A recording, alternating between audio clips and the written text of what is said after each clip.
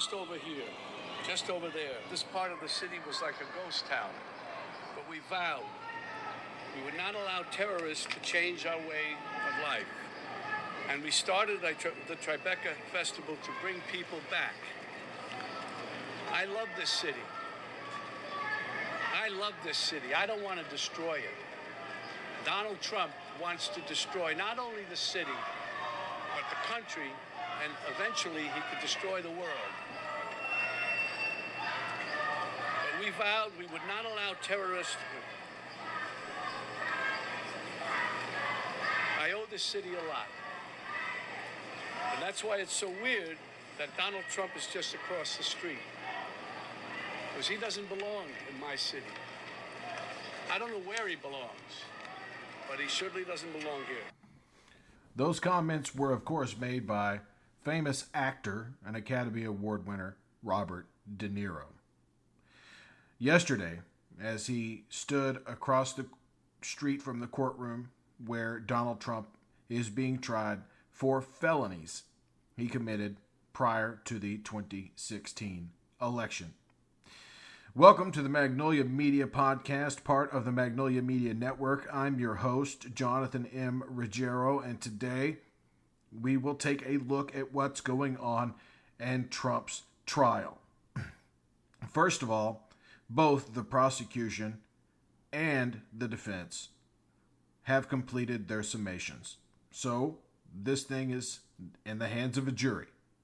The jury could decide to convict on some of the 34 counts, none of the 34 counts, and give Trump a clean acquittal.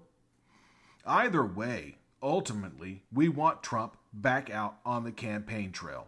We want voters to be reminded of what type of lunatic Donald Trump is and what a threat he poses to the American people, the American way of life, and the world at large.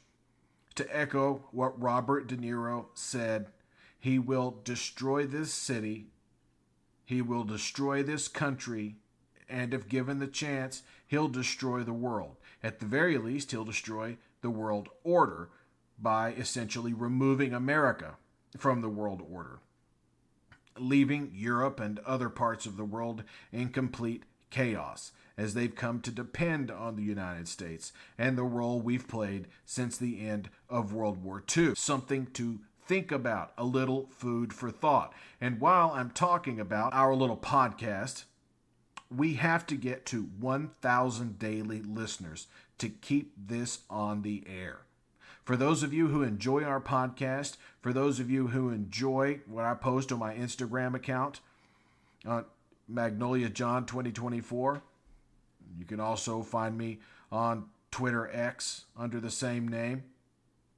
In order for us to make money and keep this little project going, by this little project being an effort to educate a part of the country that consistently votes against its best interests, a part of the country that is spoon-fed a diet of far right-wing propaganda on a daily basis. We are trying to offer a counter-narrative to what they hear day in and day out. From police officers and firemen to teachers and attorneys, we are attempting, at the very least, attempting to be the voice of reason. Yes, we are a progressive-leaning podcast, but ultimately we're a news outlet, and we're bringing you the straight dope when it comes to the news, when it comes to information. We're not cutting corners. We're doing our research. We're tuning in, especially me, tuning in to Fox News so you don't have to, and hear the insanity that goes on over on Fox, open quote, news, close quote, because it's not a news network. And don't take my word for it. Dig through the court papers. Dig through the settlement with Dominion, the $787.5 million settlement. Dig through the court papers that'll be released after the Smartmatic suit, which is a $2.6 billion lawsuit. 2.6 or more. And then dig through the lawsuits coming from shareholders. There are two of them just beginning in Delaware Chancery Court. So you don't have to take my word for the fact you're being bamboozled if you spend all day listening to that poison. Not just that, but you're likely alienating people in your family. I know people who have lost contact with their children because their children grew up in this multi-ethnic, multicultural, diverse, beautiful country we call America. And they've decided to descend into their little right-wing fantasy where in their own head they're the hero. It's dangerous. It's scary. But on a person-to-person level, when we're talking about someone holding the door for you or someone spotting you a quarter, whatever it might be, people are ultimately decent. And we are trying to tap into that decency by screaming into the void. And we appreciate every single one of you. And I read your comments, and I see what you have to say on Instagram and on Twitter and on Threads, especially for those of you who listen to our podcast on a regular basis. I'm going to try and start putting out more and more episodes of the Magnolia Media Podcast for your entertainment. So you have somewhere to turn on a regular basis. Make it part of your daily routine. And again, especially when it comes to that Instagram account, get us to 10,000. Get my tiny little account with fewer than 500 followers up to 10,000. So that I can do things like sell badges. So I can do things like take you on live walks around my community. So that I can show you the beauty of East Tennessee and remind you that North Carolina, which is right on the verge of flipping blue and has been for some time, did flip blue in 2008, has elected a Democratic governor, just like Kentucky. And of course, we're only 45 minutes away from Virginia, which is a solid blue state, a state where abortion has been protected despite the efforts of far right-wing Governor Glenn Youngkin. Glenn Youngkin, a man who'll be gone in the next off-year election. Thank goodness. As the Virginia Democratic Party has really grown some stars. And now we move in to today's first story. And of course, it's about my least favorite political topic, polls.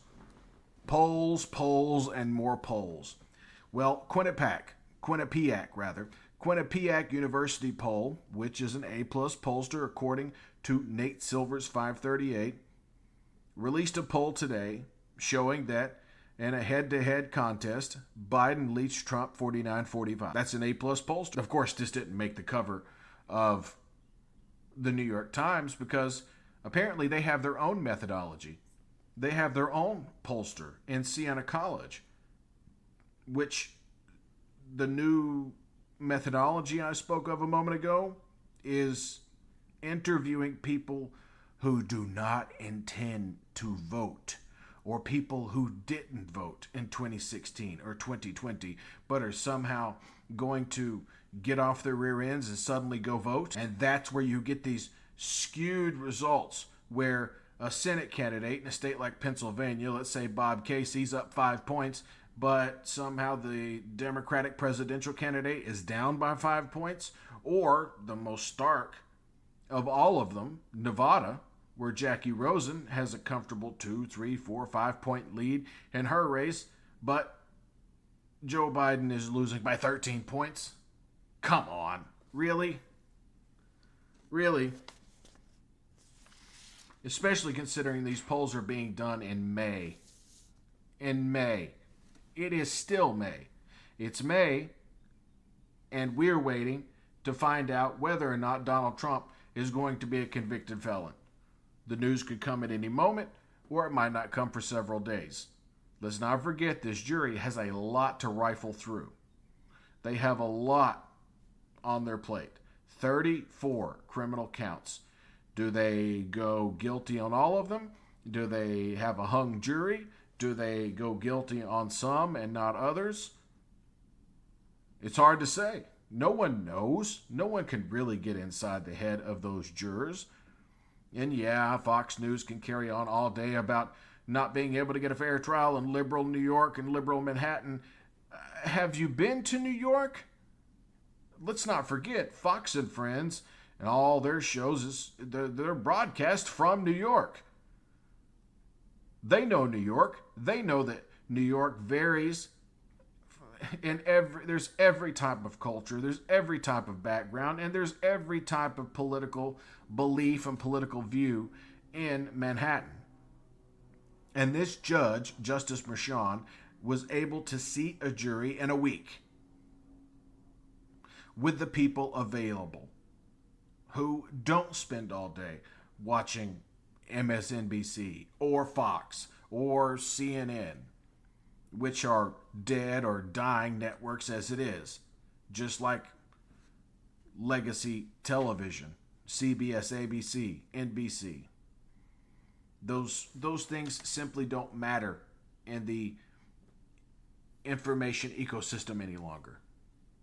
People go to their Apple News on their phone. People go straight to the Washington Post homepage to get their news, as I do. I kind of avoid the New York Times because they've irritated me as of late, especially finding out that the Siena College poll, it might as well be polling dead people. People who don't vote. Biden's losing big to people who don't vote. More interesting polling information. Let's take a quick look at a May poll. Let's see. This one dates from late April to early May. And it shows the Republican beating the Democrat 49-48. Now, this is Gallup polling, so it's not some second-rate pollster. That was from 2012. Mitt Romney was beating Barack Obama at roughly the same time. In fact, there were quite a few polls at that time showing Romney leading. A CBS News poll around that time showed Romney leading by 3. A Washington Times, not that the Washington Times can be trusted, and JZ Analytics had Romney at +1. And of course, another Gallup poll showing Romney leading by 3. Sound familiar? Isn't that about the lead that Trump has over Joe Biden in most of these polls? Romney led at this state too. He led at this state in the race. That's my answer. A hell of a lot more than you do. They've been around, you know. They've seen things. They weren't born celebrities. In fact, when you do get a group of celebrities together that were raised with a silver spoon in their mouth, they get nicknames like the Brat Pack, for those of us old enough to remember the Brat Pack. Molly Ringwald, Robert Downey Jr., we see how that worked out. Although I do have to congratulate Robert Downey on years of staying sober, on years of having an amazing career post-cocaine. But in his 30s, he was a mess. He was an absolute mess. But the manipulation of these polls to basically say whatever the pollster wants them to say is blatant and it's clear. And that's why I absolutely hate having to cover them here. But it's important. Ultimately, it's important. Because we want some frame of reference. We want to know where we're at. We want to know how hard we need to step on the gas in order to avoid a fascist takeover of the United States. We've already been mortally wounded. Make no mistake. The wound came when the Republican Party completely capitulated to an authoritarian madman. And we won't be whole again until the Republican Party or some other party that replaces the Republican Party comes back as a pro-democratic, pro-America legislative body. That's where we are. Right now it's Democrats or bust. There really is no middle ground. Until 45% of the country or so can rally behind a different party, or Republicans, I don't know, just snap out of it. And that means an entire changing of the guard, because you can't take Lindsey Graham serious anymore. You can't take Tim Scott serious anymore. You could never take Ted Cruz serious. But there used to be a few Republicans who broke through. There used to be more John McCain's in the Senate than Ted Cruz's. But now the Senate is dominated by people like Josh Hawley, by people like Mitch McConnell, who do whatever is necessary to make sure his side, quote, wins, end quote. There is no winning when women are dying because they're carrying fetuses that are no longer viable, aka the baby inside them is dead and it's causing an infection. And how close to death does a woman have to be before a doctor can perform the necessary surgery to remove a fetus that has no chance of surviving outside of the womb? These are extremely sensitive conversations that make me feel sick to my stomach just talking about them. It's unfair in every way, shape, and form.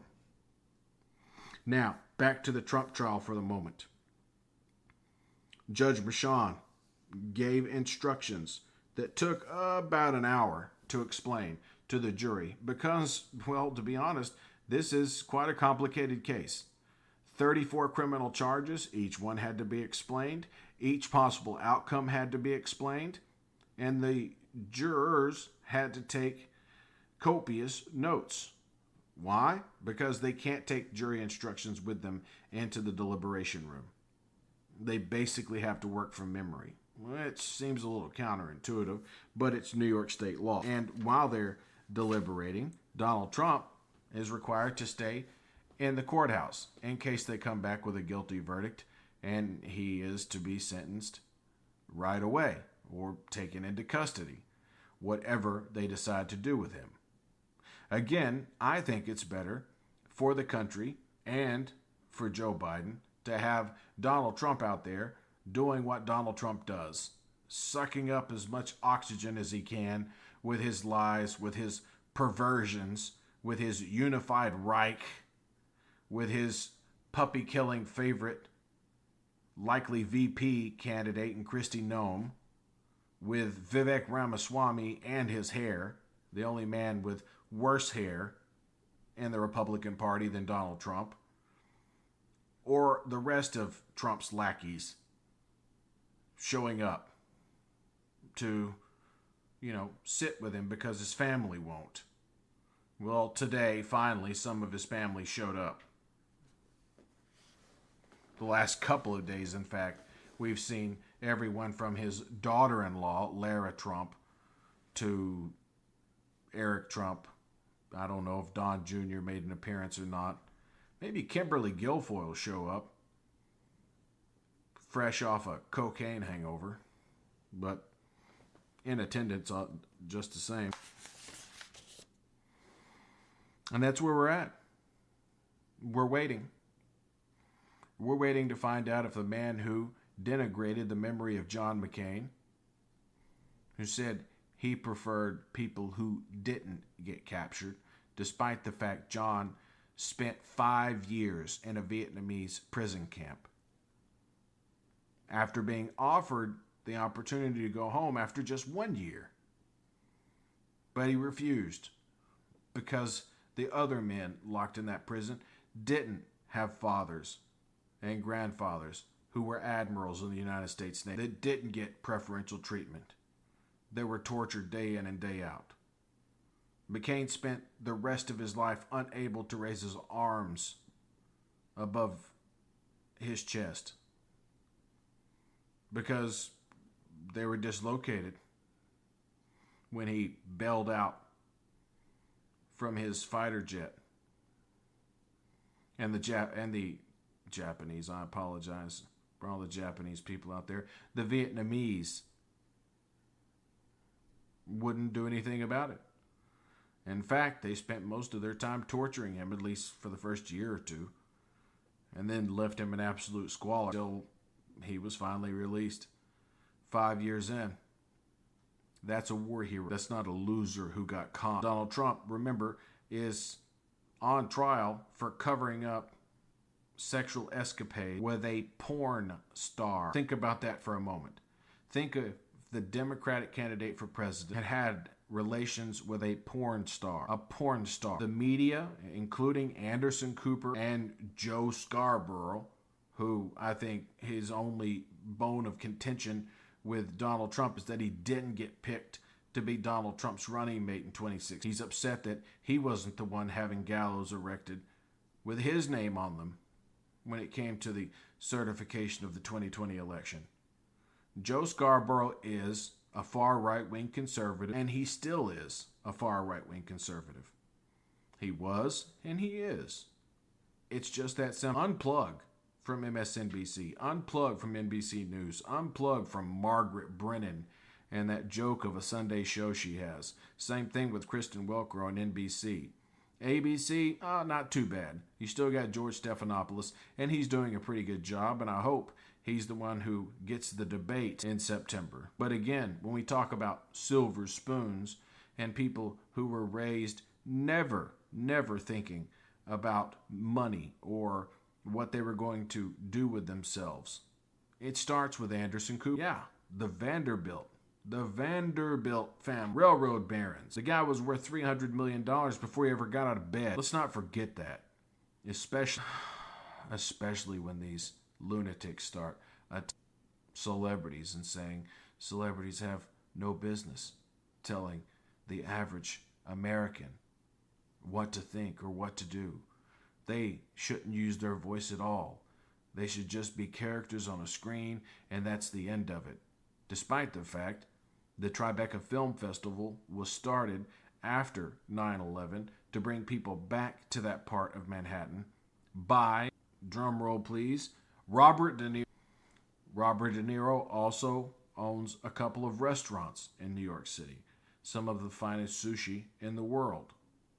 Robert De Niro has done a lot for New York City, and New York City has done a lot for him. Just because he didn't rip off some to build some monstrosities doesn't mean that he didn't do a lot for New York City. In the annals of history, if not for the 2016 election, among famous New Yorkers, Robert De Niro would rank higher than Donald Trump. Donald Trump was an afterthought, a joke, a guy who was on a reality TV show. I mean, he had the same relevance as the initial cast of The Real World on MTV. That was his lot in life before he decided to run for office. And perhaps he was inspired to run for office by the ripping he took from President Obama at the 2011 Correspondents' Dinner. It was hilarious, but it may have led us to this very moment. So again, we plead with you. Check us out at patreon.com/Magnolia Media Network. Help keep this little tiny media network on the air. Tell your friends. Tune in, listen, or go to my Instagram at Magnolia John 2024. And there you'll be able to find content that I post throughout the day. Videos, again, asking for people to join. We have to get to 10,000. I am so far from 10,000. I am so unpopular, at least at the moment. But I believe if our message got out, that my popularity would probably go up and to the right. So I'm banking on. Certainly put a lot into making sure we can produce a quality podcast for you, your friends, your family, your coworkers, other people involved in politics, even if they're not Democrats. They can be moderate Republicans. That's okay, as long as they're pro-democracy. That's the audience we want. Like I said, we can be progressive and also own some gun. That doesn't mean we need to own AR-15 with rocket launcher. But I own a gun. Everyone involved with the Magnolia Media Network owns a gun of some sort. We like to go out and target practice, and yeah, maybe it is that hero savior complex that each of us has buried deep inside us somewhere, that if the SHIT really hits the fan, we have some way of defending ourselves, which becomes more and more a reality every day. Donald Trump gets closer and closer to the White House. We can't let it happen. We simply can't let it happen. And well, that does it for me. Again, I'm your host, Jonathan M. Ruggiero. Please help support this tiny little podcast, this tiny little media network that could have a big impact in a region of the United States that really gets nothing but, right-wing nonsense 24/7. Please help support us by going to patreon.com/Magnolia Media Network. It's $5, and it costs nothing to follow me on Instagram at MagnoliaJohn2024. Again, we're constantly posting pictures of our city, Knoxville, our campus, the University of Tennessee. We have plenty of pride for the area where we live. We have plenty of pride in the region in which we just can't get past what's going on in our state legislature here in Tennessee or in South Carolina, where their racist, gerrymandered maps were allowed to go into effect by the theocratic Supreme Court. It's not a legitimate court anymore. And I don't care how many times Samuel Alito says, you can't question the court's authority. The court. Samuel Alito can take his flags and ball them up and, you do what with them. Because we're going to keep on hitting them hard every day. Every time I get behind the microphone, I'm going to have something more to say about Samuel Alito, his flags, Harlan Crow, and his ownership of Clarence Thomas. And the same is probably true for John Roberts. Well, we know it is. He gave up a $20 million a year job to become Chief Justice of the Supreme Court, making what I think $400,000 a year. The same can be said for Amy Coney Opus Dei Barrett, or Neil Gorsuch, or I Need Another Beer Brett Kavanaugh. That's where we are. That's where we are in the United States. It's a damn shame. But we're going to keep on pushing for a better and better tomorrow. So, again, please give us a follow at Magnolia John 2024. That's on Instagram. And, of course, here at the Magnolia Media Pod, available wherever you get your podcasts. So, until next time, be well.